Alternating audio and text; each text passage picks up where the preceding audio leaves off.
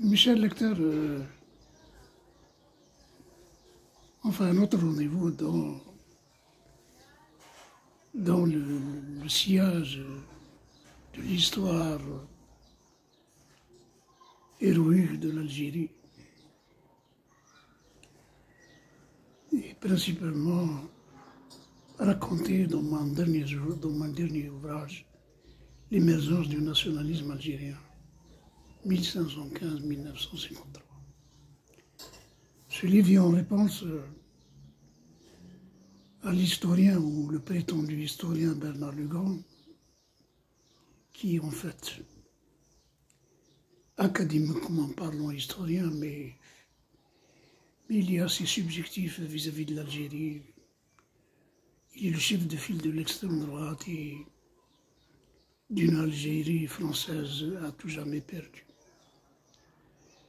Et tout simplement, il nie carrément qu'il y ait existé une nation algérienne avant 1830 et que c'est la France qui avait donné le nom et les frontières de l'Algérie actuelle. Donc voilà un grossier d'un académicien qui haït gratuitement, qui haït gratuitement l'Algérie. Et ce que je ne comprends pas, c'est que constamment, il fait des comparaisons entre le Maroc et l'Algérie. Le Maroc, il en fait l'apologie. L'Algérie la désenflamme. Est-ce pour la simple raison qu'il est né à Meknès? Est-ce qu'il a vécu en Algérie? On ne sait pas. En tous les cas, il a bu de cette coupe amère du Marzen au Maroc. Donc, c'est de là que vient ça, et c'est bien dommage. On aurait eu... Et il a écrit un livre d'histoire, publié bien entendu, quelque chose de 800 pages, sur l'Afrique du Nord, plutôt de l'Algérie, des origines à maintenant. Des origines à maintenant, bon.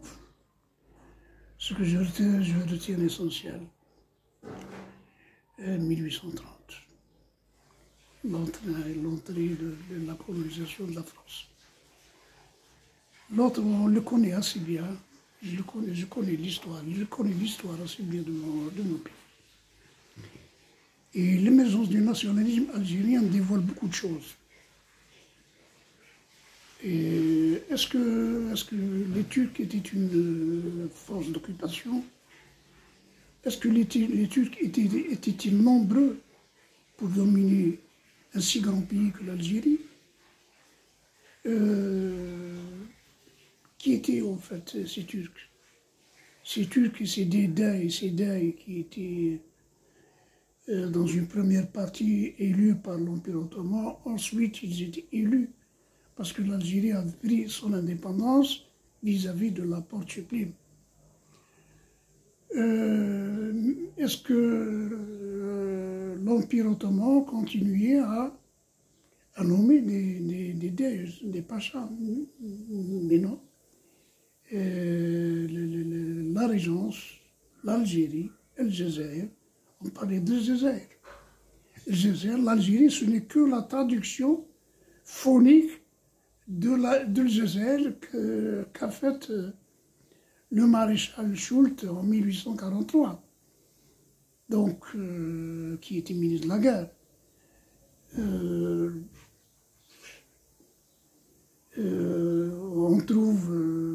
On trouve en Jazair,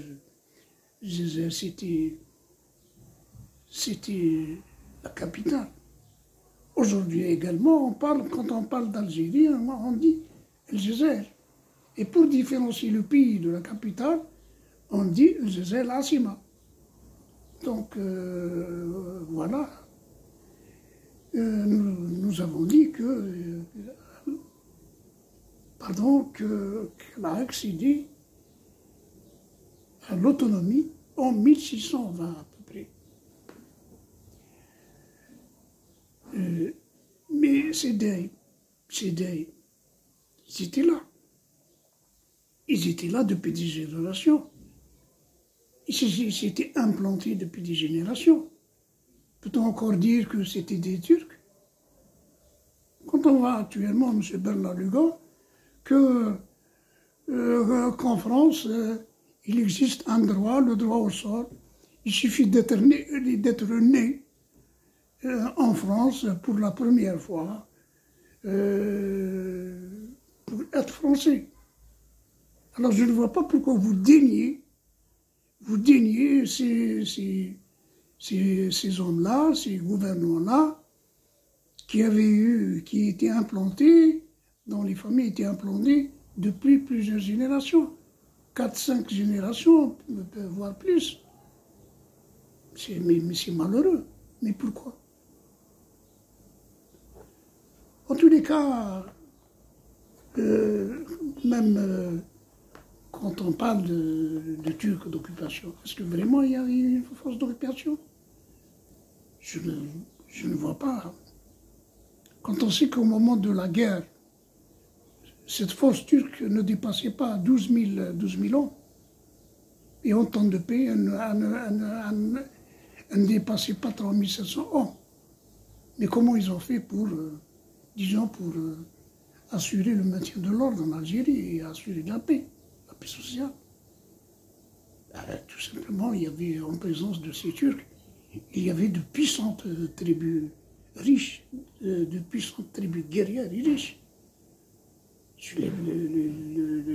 Dans tout le littoral, dans la région, je veux dire, pas la province d'Oran, dans le voisinage immédiat d'Oran, il y avait 17 tribus qui étaient guerrières, riches et puissantes. Ces tribus qu'on appelait Makhzen assuraient le maintien de l'ordre, percevaient l'impôt, et en temps de guerre, elles étaient mobilisées pour aller repousser l'ennemi ou bien combattre l'ennemi. Voilà. Et ces Turcs, cette milice, elle n'était même pas payée par la trésorerie du Dey, parce que la trésorerie du Dey, elle était vraiment très limitée. Le budget était faible. Donc la milice était payée par l'Empire ottoman, c'est-à-dire pour se leurrer qu'il avait toujours cette suzeraineté sur l'Algérie. Bon, il le payait parce qu'il y avait aussi en retour la porte ottomane percevait en retour beaucoup de dons et d'offrandes annuellement, en tant que califat des musulmans, parce qu'il était après le califat des Abbasides, c'était le califat des musulmans. À un certain moment, il avait conquis d'autres nations à son empire, dont plusieurs avaient été islamisés, mais à partir du moment où il avait commencé à vouloir dicter ses 4 volontés à tous les pays musulmans, arabo-musulmans qui existaient, alors là, il y avait eu, disons, des révoltes. Quand il y avait des tyrannies en Algérie, il y avait des révoltes. Et ces révoltes étaient des conduites et soulevées même par les chouïrs des Zaouïas, par les maîtres spirituels des confréries religieuses. À l'instar de la Qadiriya, dont le maître spirituel était le Cheikh Mouhidine, le père du héros Abdelkader. Donc, dans cet ouvrage, voilà, on va découvrir tout cela. On va savoir que également la marine qui était très puissante, qui dominait, la marine algérienne, dominait la Méditerranée, Elle a assujettissé plusieurs nations européennes à un tribut pour qu'ils puissent transiter par la Méditerranée. Elle leur donnait un passeport de transit. Donc voilà. Est-ce que les Turcs étaient des marins? Non, les Turcs n'étaient pas des marins. Toute la marine de la République d'Alger était algérienne. C'était des Maures, des Amazirs, des Arabes. Il n'y avait pas de Turcs. Ce n'est que plus tard, peut-être un siècle avant, un siècle et demi avant, les Turcs étaient jaloux des prises que faisait la marine algérienne. Ils ont demandé à ce qu'eux aussi puissent aller en course. Bon, les Raïs avaient accepté et ils emmenaient dans chaque course avec eux 150 soldats pour le permettre de... Et c'était à tour de rôle. Donc la marine algérienne n'était pas turque. Elle était algérienne. De même que les limites territoriales. Les limites territoriales avec le voisin, le Maroc, c'était la Moulouya. C'était la Moulouya. Il y a eu un traité qui définissait les frontières entre Alger et le Maroc. Et cette frontière, c'était la Moulouya. C'était la Moulouya. Et donc, même